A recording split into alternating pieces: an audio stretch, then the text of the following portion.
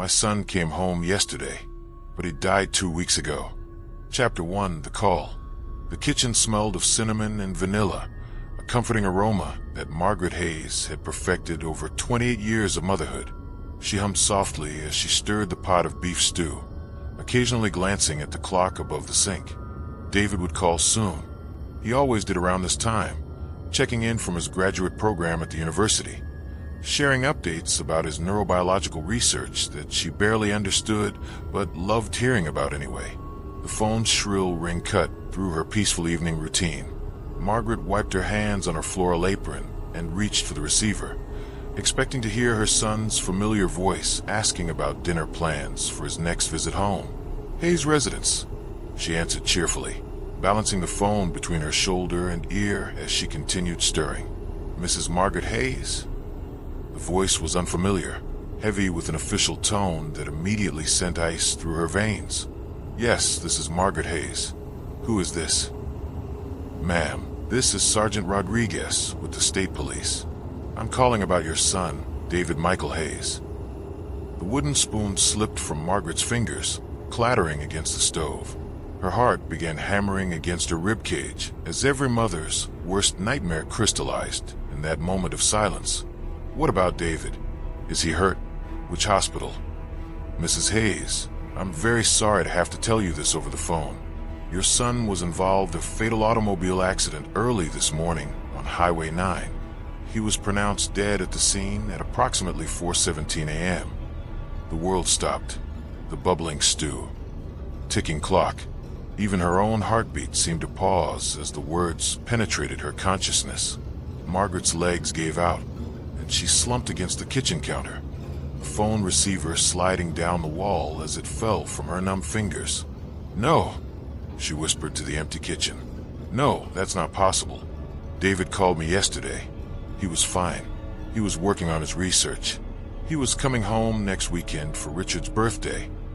But the dial tone hummed mercilessly through the receiver, confirming that this wasn't some cruel joke or misunderstanding.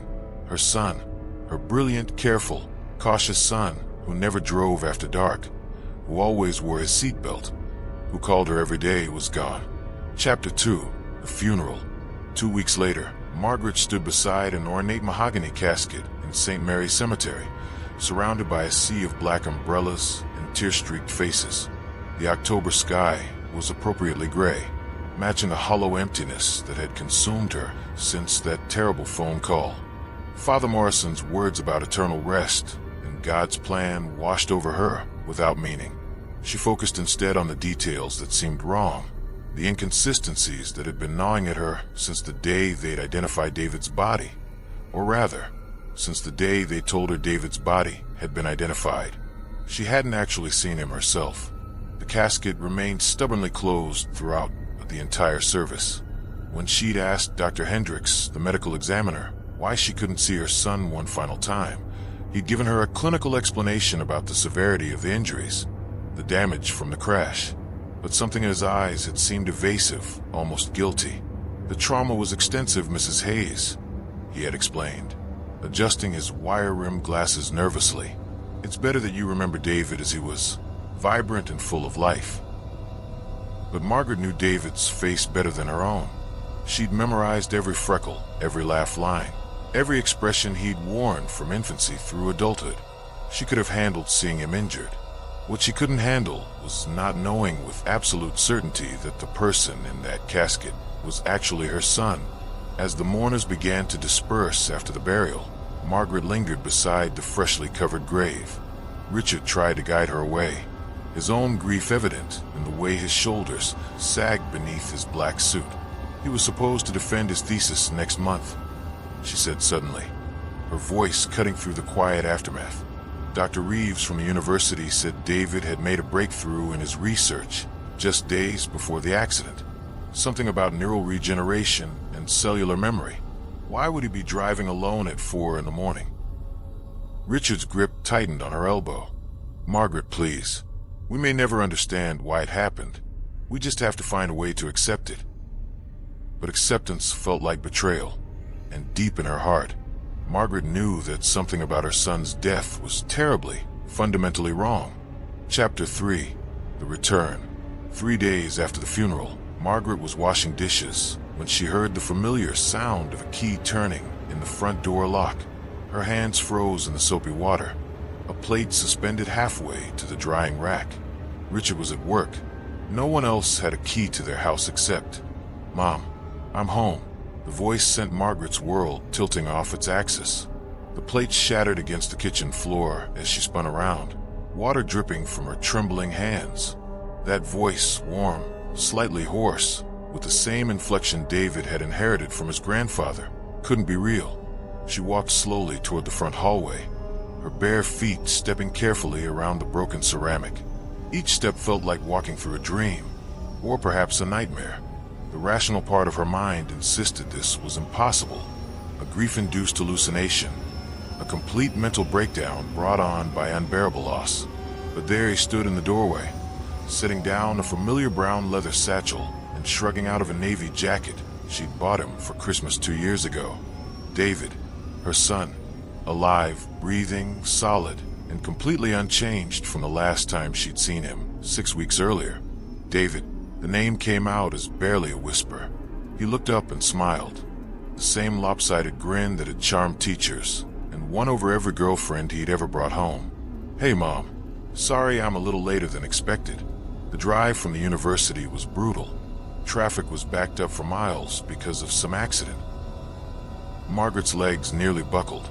She gripped the doorframe for support, staring at this impossible vision of her dead son standing in her living room, complaining about traffic as if he hadn't been buried 3 days ago in St. Mary's Cemetery.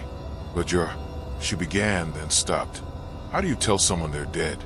How do you explain that you've spent 2 weeks planning their funeral, selecting their casket, receiving condolence cards from friends and family? What, Mom? You look like you've seen a ghost." David moved toward her with natural, easy movements, reaching out to touch her shoulder with a hand that felt solid and warm and real. Margaret jerked away from his touch, her mind reeling.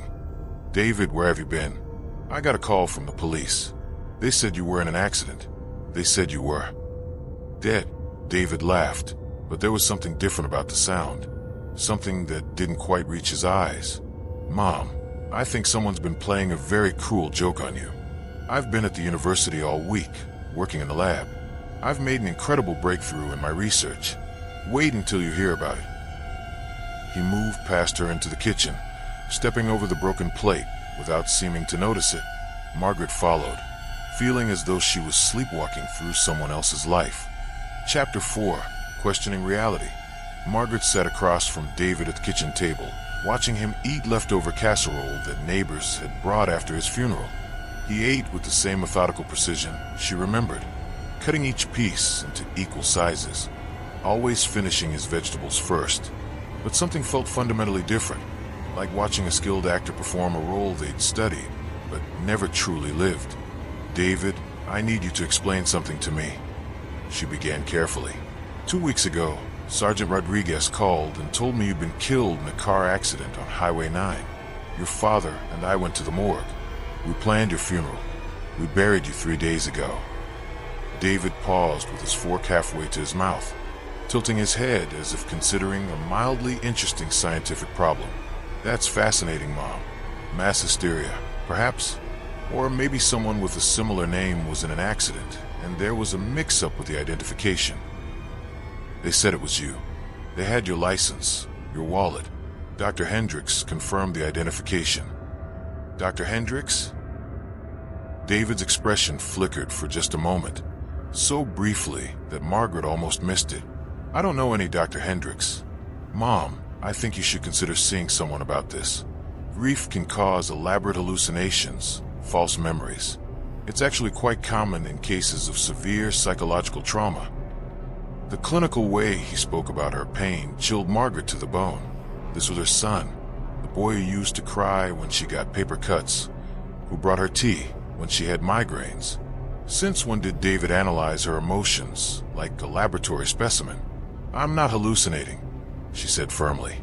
"I have the death certificate, the funeral programs, the sympathy cards from your professors at the university." Then someone has gone to extraordinary lengths to convince you of something that simply isn't true. David reached across the table and took her hand. His skin felt slightly cool, she noticed, and his pulse seemed unusually slow. Mom, look at me. I'm here. I'm alive. I'm your son.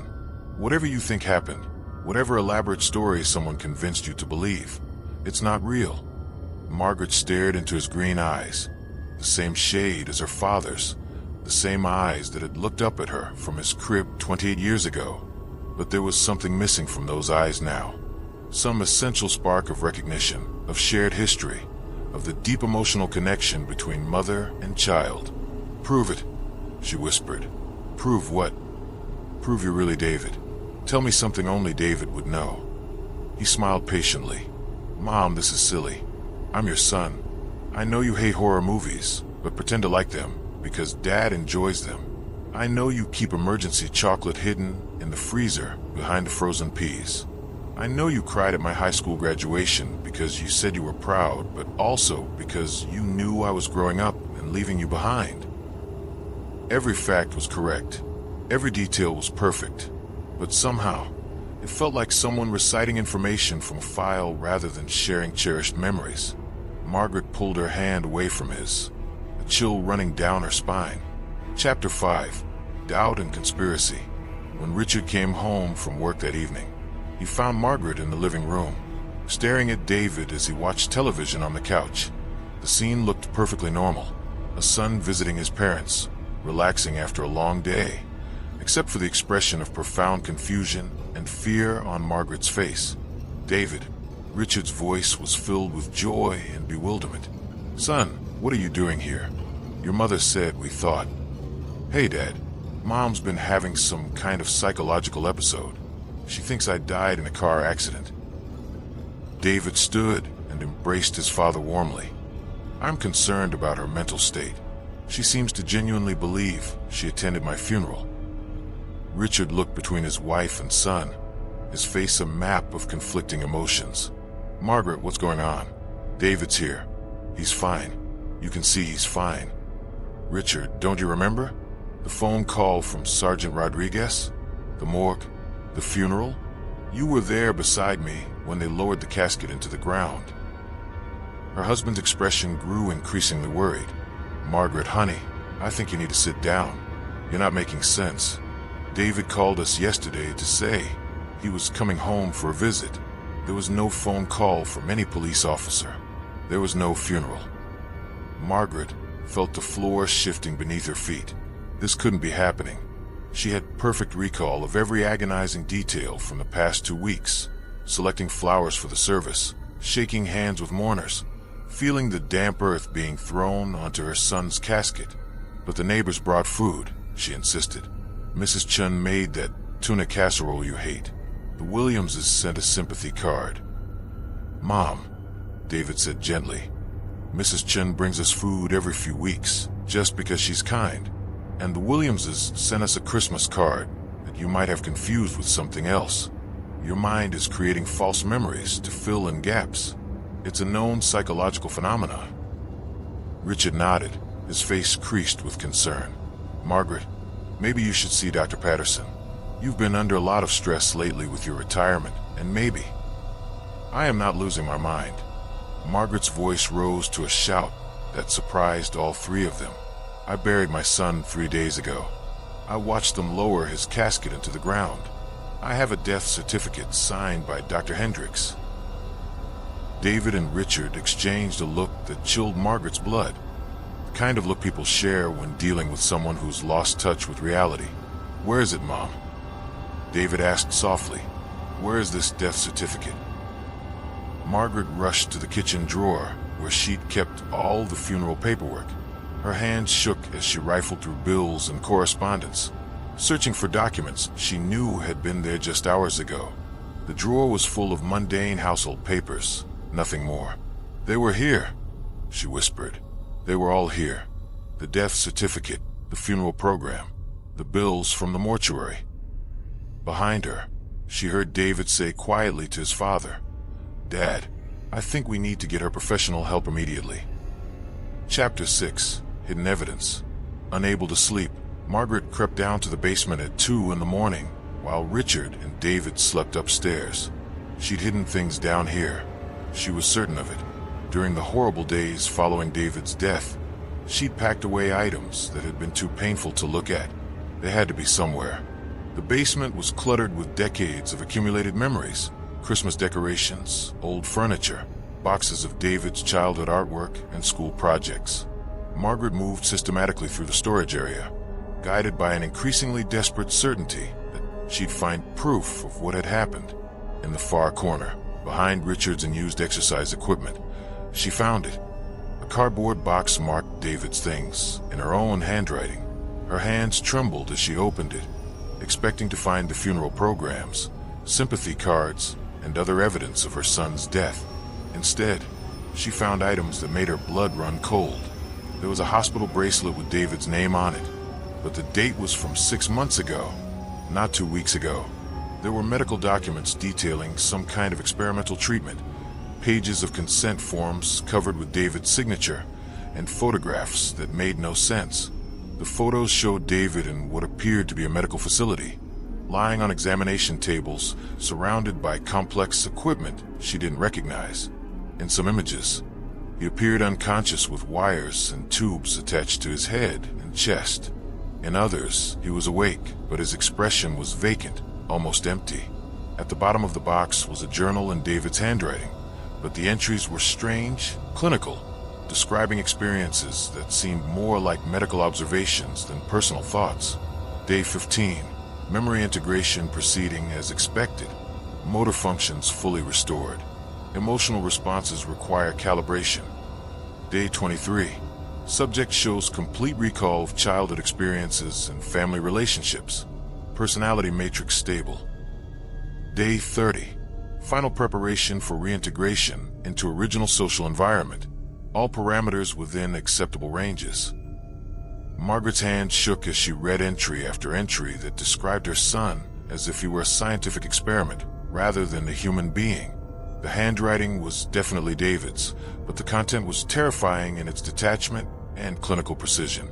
A sound from upstairs made her freeze. Footsteps moving across the kitchen floor. Margaret quickly replaced everything in the box and pushed it back into its hiding place, but not before tearing out several pages from the journal and stuffing them into her robe pocket. When she crept back upstairs, the house was silent again, but as she passed David's room, she noticed something that made her stomach lurch. The door was slightly open, and she could see him lying in bed, perfectly still, his eyes wide open and staring at the ceiling without blinking. No one sleeps with her eyes open. No one lies that motionless unless they're... Margaret hurried to her own bedroom, the stolen journal pages burning against her chest like evidence of an unspeakable crime. Chapter 7. The Research. The next morning, Margaret waited until both Richard and David had left the house before she examined the journal pages more carefully. What she read made her question everything she thought she knew about her son's life and research. The entries described something called Project Renaissance, an experimental program combining advanced neurosurgery with artificial intelligence to create what the journal euphemistically called optimal human restoration. According to David's notes, he hadn't been just studying neural regeneration. He'd been participating in trials that attempted to restore deceased individuals using a combination of preserved brain tissue and synthetic neural networks. One entry was particularly chilling. The host body maintains all original physical characteristics and memories through our advanced mapping protocol. Family members show 99.7% acceptance rates when the integration is properly calibrated. Subject number 47, myself, represents the most complex trial to date due to the extensive personal relationships that must be replicated. Margaret read the page 3 times before the full implications sank in. David had volunteered to be a test subject in his own death and resurrection, but something had gone wrong, or perhaps terrifyingly right. She needed to contact someone from David's university, someone who could explain what kind of research her son had actually been conducting. Margaret found the university directory and called Dr. Sarah Reeves, David's thesis advisor. Mrs. Hayes, I'm so sorry for your loss. David was one of our most promising students. Such a tragedy. Margaret's heart stopped. Dr. Reeves, what do you mean? David is alive. He's staying with us right now. There was a long pause on the other end of the line. Mrs. Hayes, I think there might be some confusion. David died 2 weeks ago in that terrible car accident. We held a memorial service for him here at the university. The entire department attended. But that's impossible. He's here. He's been home since yesterday. Mrs. Hayes, I think you may be experiencing some kind of grief-related hallucination. Have you considered speaking with? Margaret hung up, her mind reeling. She immediately called the university operator and asked to be connected to David's lab. I'm sorry, the operator said, but that extension has been disconnected. The lab was closed after the accident. Margaret sat in her empty kitchen, surrounded by evidence that her son was both dead and alive, that her reality was both true and completely false. Either she was suffering from the most elaborate psychological breakdown in medical history, or something impossible was happening under her own roof. The sound of a key in the front door made her quickly hide the journal pages. David was coming home for lunch, just like he always used to do when he lived at home during college. But as she watched him hang up his jacket and smile at her with that familiar but somehow empty expression, Margaret realized that whether he was David or something wearing David's face, she was in terrible danger. Chapter 8, The Cult. That afternoon, Margaret drove to the university against Richard's wishes, determined to find answers. She parked outside the neurobiology building where David had spent the last 4 years of his life, studying the mysteries of consciousness and memory. The building seemed strangely quiet for a weekday afternoon. Margaret made her way to the 3rd floor where David's lab had been located, following hallways she'd walked many times when visiting her son during his research. The lab was empty, stripped of equipment, with only clean tables and bare walls remaining. But as Margaret stood in the doorway, she noticed something others might have missed. A small symbol carved into the wood trim near the floor, almost hidden unless you knew where to look. It was a complex geometric design that seemed to combine scientific and religious imagery, neurons intertwining with what looked like resurrection symbols. Margaret had seen this symbol before, in one of the photographs hidden in the basement box. Can I help you? A voice behind her made Margaret spin around. A young woman in a lab coat stood in the hallway, watching her with sharp, intelligent eyes. I'm looking for information about David Hayes. I'm his mother. The woman's expression immediately became guarded. David's dead, Mrs. Hayes. I'm sorry for your loss, but you shouldn't be here. You knew him. I worked with him sometimes. My name is Dr. Lisa Chun. David was involved in some very advanced research. Perhaps we should talk somewhere more private. Dr. Chun led Margaret to a small office down the hall. Once the door was closed, the young woman's demeanor changed completely. Mrs. Hayes, what I'm about to tell you may sound impossible, but David was involved with a group that called itself the Renaissance Foundation. They believe that death is merely a temporary interruption in consciousness, and that with the right technology, anyone can be restored to life. Margaret felt her knees go weak. Restored how? They've developed a process that combines preserved neural tissue with artificial substrates. They can essentially rebuild a person's consciousness and implant it into a cloned body. The result is someone who has all the original person's memories, personality, and physical characteristics, but who is fundamentally different at a cellular level. That's impossible. 5 years ago, I would have agreed with you. But I've seen their results, Mrs. Hayes. I've seen people who died and came back. The process isn't perfect. There are always small differences, subtle changes in personality and behavior that family members eventually notice. But to most people, the returned individual seems completely normal. Margaret thought about David's strange sleep patterns, his clinical way of discussing her grief, the way he ate his food with mechanical precision. David volunteered for the process. Dr. Chin continued. He believed his research could benefit humanity, but something went wrong with his case. The group lost control of him after the procedure. He disappeared from their facility, and they've been searching for him ever since. Why are you telling me this? Dr. Chen leaned forward, her expression deadly serious. Because the thing that came back isn't really your son, Mrs. Hayes.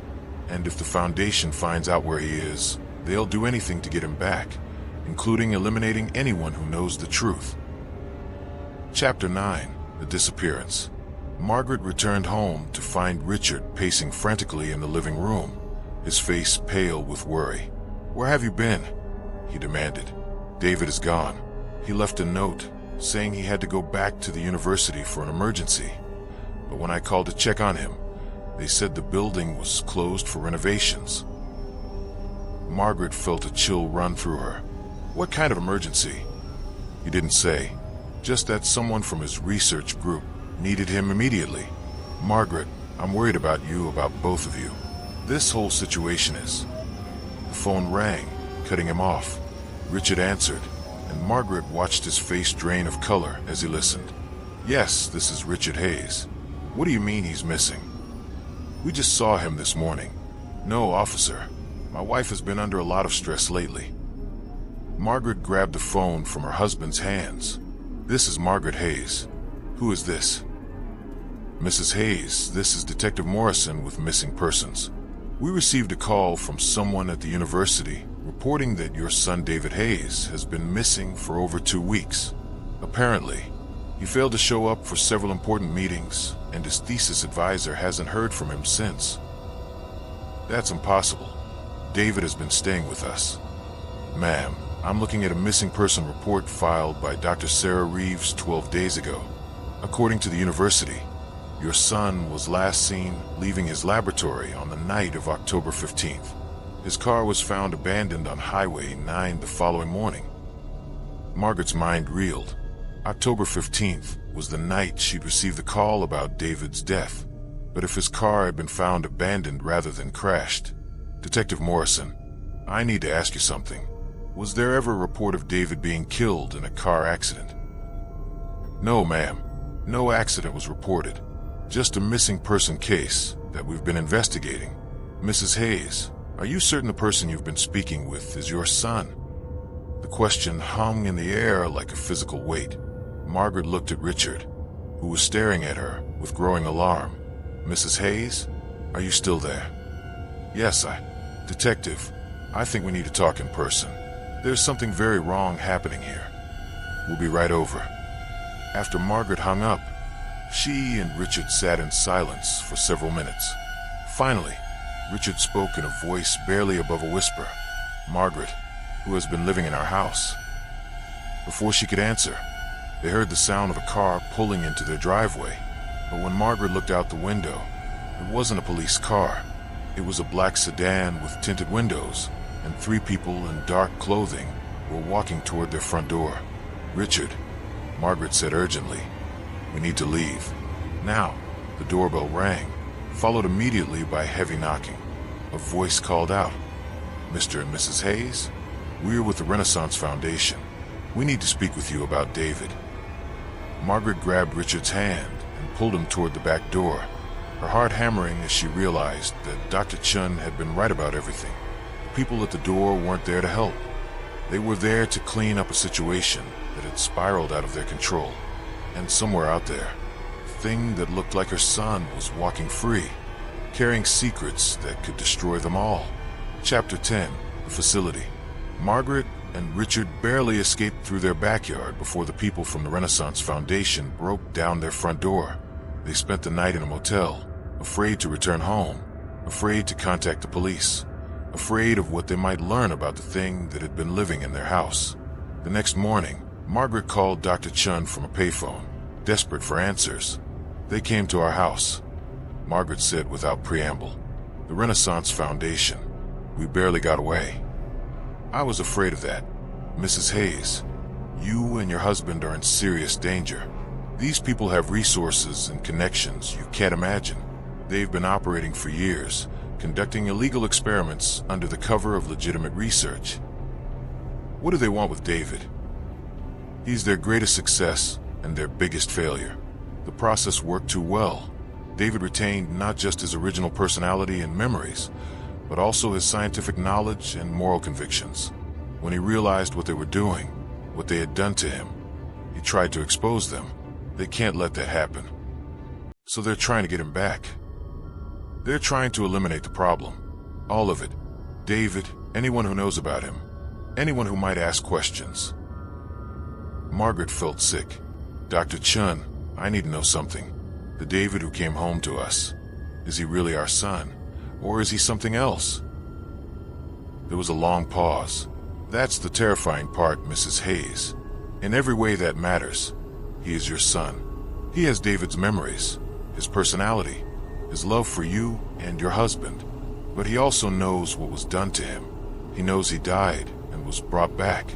And that knowledge is driving him to do something that could destroy the Foundation and get all of you killed in the process. Where would he go? If he's trying to expose them, where would he take evidence? There's only one place that would have the resources and credibility to properly investigate this kind of conspiracy. The Centers for Disease Control in Atlanta. They have a division that handles biological weapons and unethical human experimentation. If David could get evidence to them. Margaret made her decision. We're going to Atlanta. Mrs. Hayes, that's incredibly dangerous. If the Foundation realizes what you're doing. Dr. Chun, that thing may not be my biological son, but he has David's heart and David's courage. If he's trying to do the right thing, then I'm going to help him do it. And if the Foundation wants to stop us, they're going to have to kill us first. After hanging up, Margaret found Richard waiting in their rented car, his face grim with determination. I heard, he said simply. Atlanta. Atlanta. They drove south through the night, following a trail of breadcrumbs that Margaret hoped would lead them to answers, and to the son who had died but somehow lived again, carrying within his artificial consciousness the key to exposing one of the most horrific conspiracies in modern history. But as they crossed the state line, Margaret couldn't shake the feeling that they were driving directly into a trap that had been designed specifically for them. Chapter 11, The Others. At a rest stop outside of Atlanta, Margaret and Richard encountered something that shattered their remaining assumptions about reality. In the family restroom, Margaret overheard a conversation between two women that made her blood freeze. He's been different since he came back, one woman was saying. Little things. He forgets our anniversary, but he remembers every detail about his work. He sleeps with his eyes open, and sometimes, late at night, I catch him just standing at the window, staring at nothing. How long has it been? The second woman asked. 3 months. 3 months since the funeral, since I buried my husband, and then he just walked through the front door like nothing had happened. The doctor said I was having a breakdown. That grief was making me hallucinate, but I know what I saw. I know what I buried. Margaret's hands trembled as she realized she wasn't alone. There were others, families who had experienced the same impossible resurrection, the same gaslighting, the same terrible confusion about what was real. She waited until the women left, then followed them to the parking area. 2 middle-aged women stood beside a blue minivan, their faces etched with the same expression of bewildered fear that Margaret saw in her own mirror every morning. "Excuse me," Margaret called out. "I couldn't help but overhear your conversation. My name is Margaret Hayes, and I think we might have similar experiences." The women exchanged glances. The taller one, with graying hair pulled back in a ponytail, stepped forward cautiously. "I'm Janet Mills. This is Carol Torres. Are you saying that someone in your family died and came back?" Margaret finished. "My son. 2 weeks ago, I buried him. Yesterday, he walked through my front door." Carol Torres began crying quietly. "My daughter Sarah died in a climbing accident 6 months ago. She was only 24. But last month, she showed up at my doorstep, saying she'd been traveling and lost her phone. She looks exactly the same, sounds the same, but something's different," Janet added. "My husband Tom died of a heart attack while jogging. Massive coronary, they said. No chance of survival. But 3 months later, there he was, jogging past our house like nothing had happened. When I ran outside, he acted like I was crazy for thinking he'd been dead." Margaret felt a mixture of relief and terror. She wasn't losing her mind, but the scope of what was happening was far larger than she'd imagined. "Have any of you heard of something called the Renaissance Foundation?" she asked. Both women nodded grimly. "We've been researching," Janet explained. "There are dozens of us, families across the country who've experienced the same thing. The foundation has been conducting these experiments for years, perfecting the process, expanding their operations." "But why?" Margaret asked. "What's the point?" Carol's expression was haunted. "Control. Imagine being able to bring back anyone who dies, but with subtle modifications to their personality, their memories, their loyalties. Imagine replacing key people in government, in business, in the military, with versions that serve the Foundation's interests." "They're not just bringing back random people," Janet added. "They're targeting specific individuals, scientists, politicians, military leaders, anyone with influence or specialized knowledge. And their families never suspect, because the returned individuals are almost perfect copies." Margaret thought about David's advanced research, his position at a prestigious university, his potential influence in the scientific community. "We have to stop them," she said. "We've been trying," Carol replied, "but they have resources we can't match. Every time someone gets close to exposing them, either the person disappears or they have a convenient accident." "My son is different," Margaret said. "He remembers what happened to him. He's trying to expose them from the inside." Janet and Carol exchanged looks of hope and fear. "Then maybe," Janet said quietly, "we finally have a chance." Chapter 12. The Laboratory. Following information provided by Janet and Carol, Margaret and Richard drove to an industrial complex on the outskirts of Atlanta. According to their research, the Renaissance Foundation operated a legitimate biotechnology company as a front for their illegal experiments. The facility looked like dozens of others they'd passed. Clean white buildings, manicured lawns, discreet signage identifying it as Advanced Biological Solutions. But Margaret noticed details that others might miss. The unusually high security for a research company, the medical vehicles parked in loading areas, the complete absence of windows on the lower floors. "This is it," Richard said grimly. "This is where they brought David." They parked across the street and waited. Margaret wasn't sure what they were looking for, but she knew they needed to understand the scope of the operation before they could effectively expose it. At sunset, they saw something that confirmed their worst fears. A convoy of vehicles arrived at the facility. Medical transport vans, refrigerated trucks, and several black sedans identical to the one that had come to their house. Over the course of 2 hours, Margaret counted more than 30 people being wheeled into the building on gurneys, covered in sheets like bodies being delivered to a morgue. But these weren't bodies being brought for burial. These were raw materials being delivered for resurrection. "My God," Richard whispered. "How many people are they doing this to?" Margaret was about to answer when she saw a familiar figure walking across the parking lot toward the main entrance. Even at a distance, even in the dim evening light, she recognized the walk, the posture, the way he carried himself. David, her son, walking voluntarily into the facility that had created him. "He's going back," she said. "He's going back to confront them." Richard started to get out of the car, but Margaret stopped him. "No, if we go charging in there, we'll just get ourselves killed and accomplish nothing. David knows what he's doing. He has a plan." But even as she said the words, Margaret felt terror gripping her heart. Whatever David was planning to do inside that facility, she might never see him again. And this time, there would be no resurrection, no impossible return home. This time, when she lost her son, it would be forever. Chapter 13. The Confrontation. Inside the Advanced Biological Solutions facility, David walked through corridors that held memories both real and artificial. He remembered being brought here after his staged death, remembered the weeks of procedures that had rebuilt him from preserved neural tissue and synthetic biology. But he also remembered the growing horror as he realized what the Renaissance Foundation truly was. Not saviors offering eternal life, but puppet masters creating an army of the resurrected to serve their own agenda. Dr. Elizabeth Kane, Foundation's director, was waiting for him in the main laboratory. She was a woman in her 50s with steel gray hair and eyes that held no warmth, only the cold calculation of someone who saw human beings as experimental subjects. "David," she said without turning around from the bank of monitors showing dozens of subjects in various stages of the resurrection process. "We've been looking for you.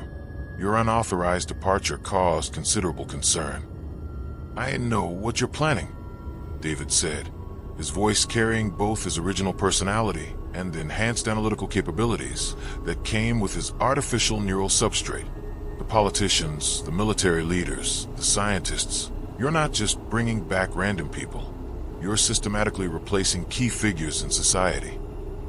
Dr. Kane finally turned to face him, her expression one of mild disappointment. "David, you were always one of our most promising subjects. Your retention of original cognitive patterns was nearly perfect, but you've developed an unfortunate tendency toward moral judgment. I've developed a conscience, something your process wasn't designed to eliminate. A design flaw we've since corrected. The newer subjects are much more compliant." She gestured toward the monitors. "Would you like to see some of our recent successes? Senator Williams from Michigan died of a stroke last month, back at work this week with a much more favorable attitude toward our research funding. General Morrison from the Pentagon, heart attack during a classified briefing, now providing us with information about military biological weapons programs." David felt sick. "You're destroying the fabric of democratic society. We're improving it. Death is humanity's greatest weakness, David. We've conquered death itself. The only question now is who controls that power. And you've decided it should be you." Dr. Kane smiled coldly. "We've decided it should be us. The Foundation has invested decades in this research. We've made sacrifices you can't imagine, and we won't let idealistic sentiment destroy what we've built." She pressed a button on her desk, and security doors slammed shut throughout the laboratory. "I'm afraid you won't be leaving here tonight, David. Your unique case requires additional study, and we have questions about who you might have spoken to during your absence." David had expected this. "My parents don't know anything useful to you." "Perhaps, but they know you died and returned. That knowledge makes them a liability." Dr. Kane's expression was matter of fact, as if discussing the weather. "Don't worry. When we're finished with our research, we can offer them the same gift we gave you. Eternal life, with improved behavioral modifications." The thought of his parents being subjected to the same process that had created him filled David with rage that surprised him with its intensity. His emotions, it seemed, were more human than the Foundation had intended. "There's something you don't know," he said quietly. "Oh, I didn't come here alone, and I didn't come here to surrender." David pulled a small device from his jacket, a transmitter that had been broadcasting everything said in the laboratory to multiple government agencies for the past hour.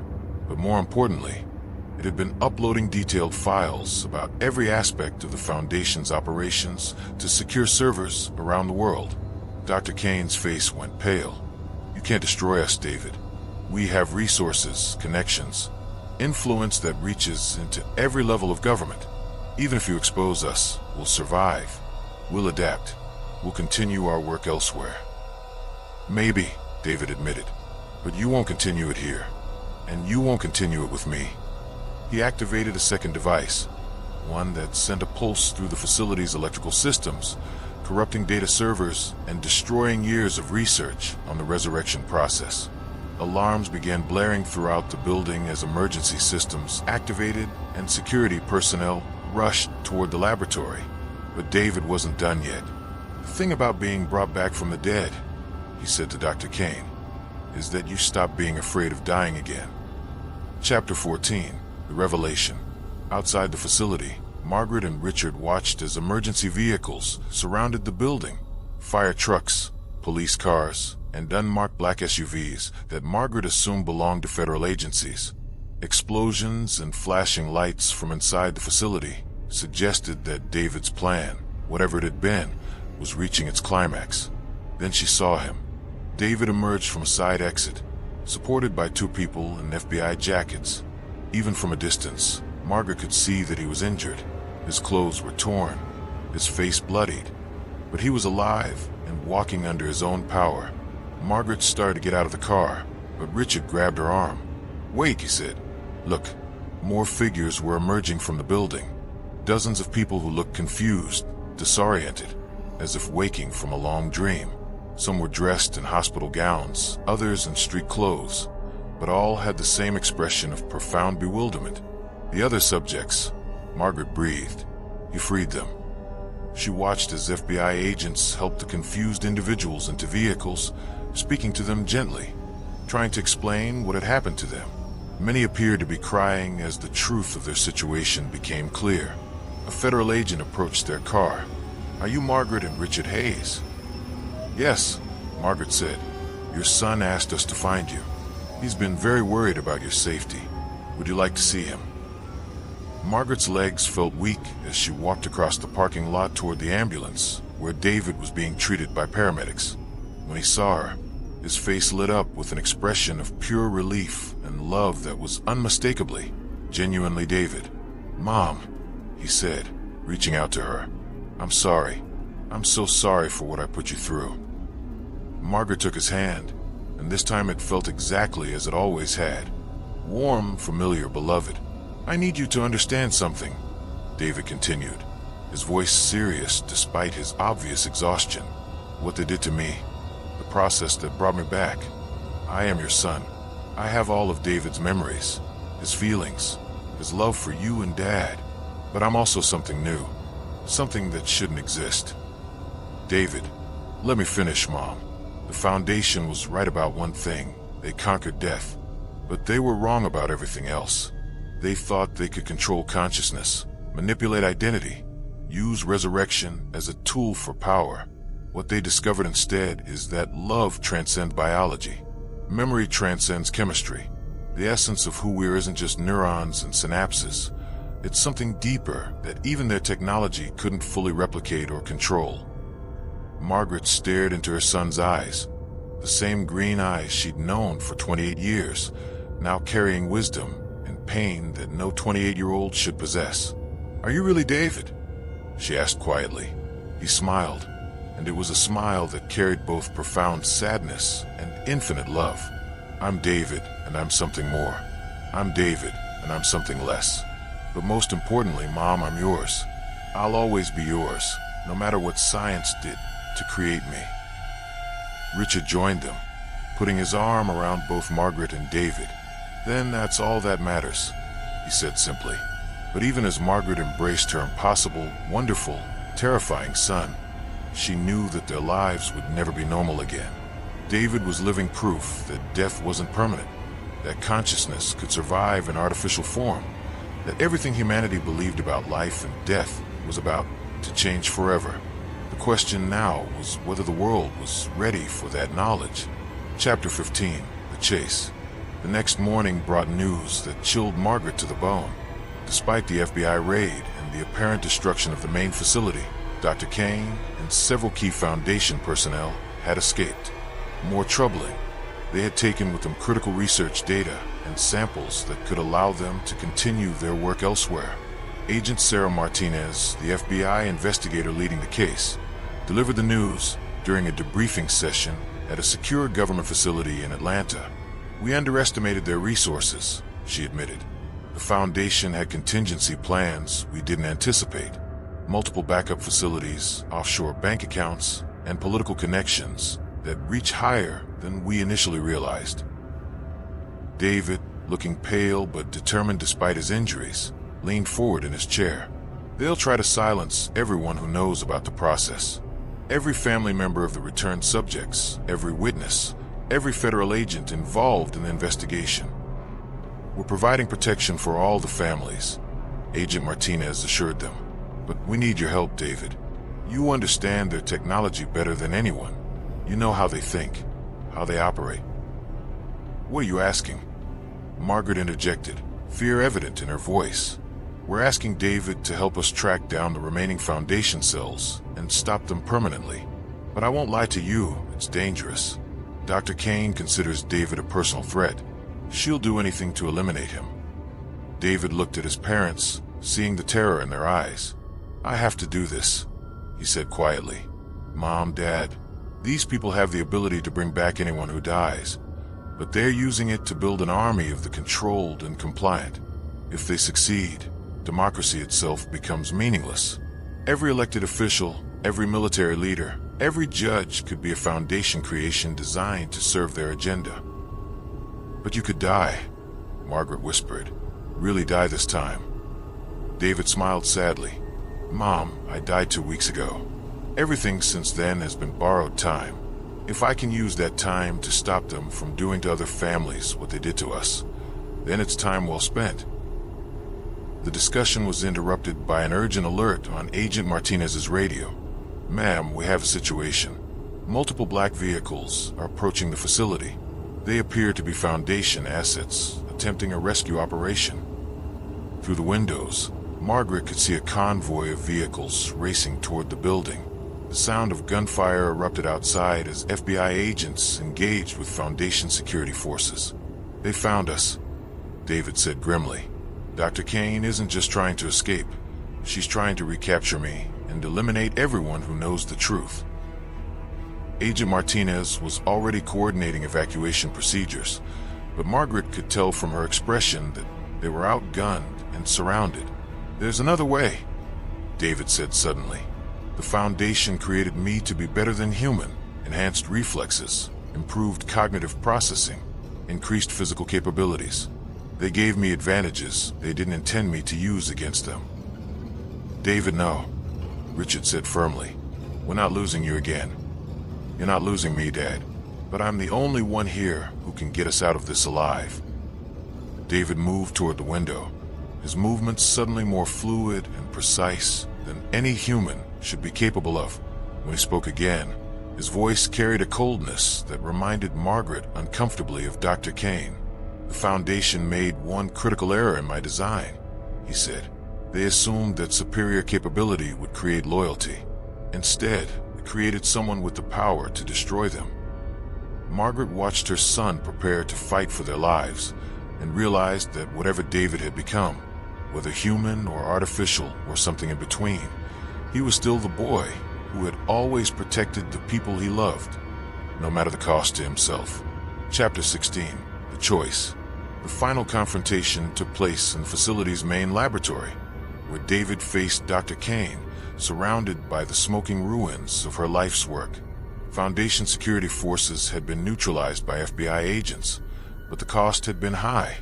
Several agents were dead, and the building was structurally compromised from the firefight. "You've destroyed everything," Dr. Kane said, her composure finally cracking. "Decades of research, hundreds of successful resurrections, the chance to eliminate death itself from human existence." "I've destroyed a perversion of science," David replied. "You weren't eliminating death. You were weaponizing it." Dr. Kane held a remote control device in her shaking hand. "This facility contains enough biological agents to kill everyone in a 50-mile radius. If I activate this, thousands of people die. But if you come with me, if you submit to additional research, I'll spare them." Margaret, watching from the doorway where FBI agents had positioned her and Richard, felt her heart stop.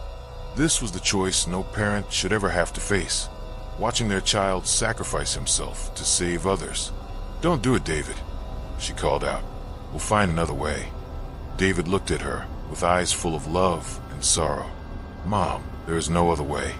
And this isn't really a sacrifice. It's completing what I was brought back to do."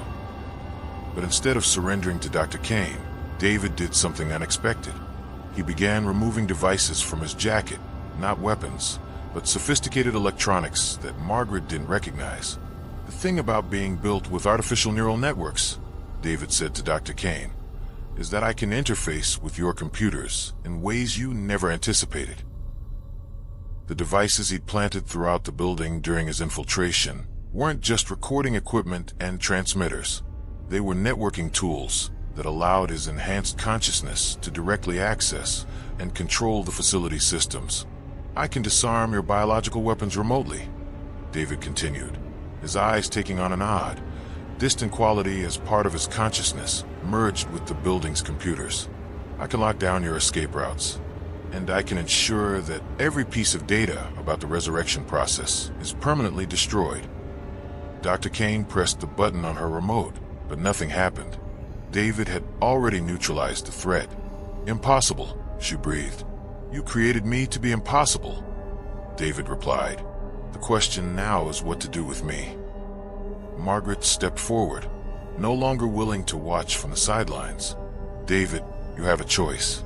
You can come home with us, live whatever life is possible for someone like you, or you can continue fighting the Foundation wherever they try to rebuild. David looked at his mother, then at his father, then at the wreckage of the laboratory around him. There are other facilities, other Foundation cells around the world, and there are dozens of resurrected individuals who don't know what they are, living with families who think they're experiencing miracles.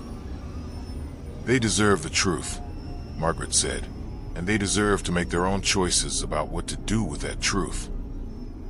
David smiled, the first genuinely happy expression she'd seen from him since his return. Then I guess I have work to do, but not alone. The other returned subjects, the ones who remember what happened to them. We can help each other. We can help the families understand.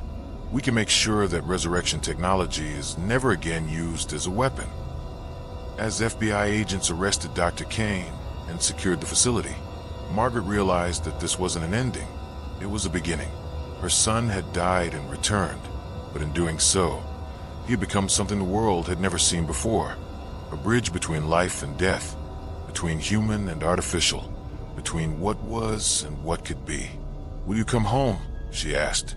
For a while, David said. But Mom, the world is about to change in ways no one can imagine. When people learn that death isn't permanent, that consciousness can be preserved and restored, everything we believe about life, about identity, about what it means to be human will be challenged. Margaret took her son's hand. Artificial or real, it didn't matter anymore. Then we'll face those changes together, she said. As a family.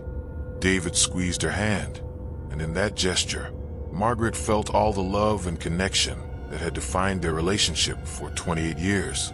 Whatever David had become, whatever impossible science had brought him back to her, the bond between mother and child transcended biology, transcended death itself. He had come home yesterday. He had died 2 weeks ago. And somehow, impossibly, both things were true. But most important of all, he was still her son. The end. Epilogue. 6 months later, Margaret received a letter postmarked from Geneva, Switzerland.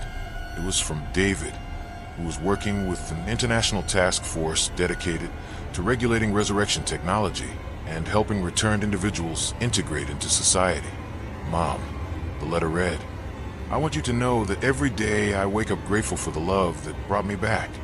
Not the Foundation's science, but your love, Dad's love.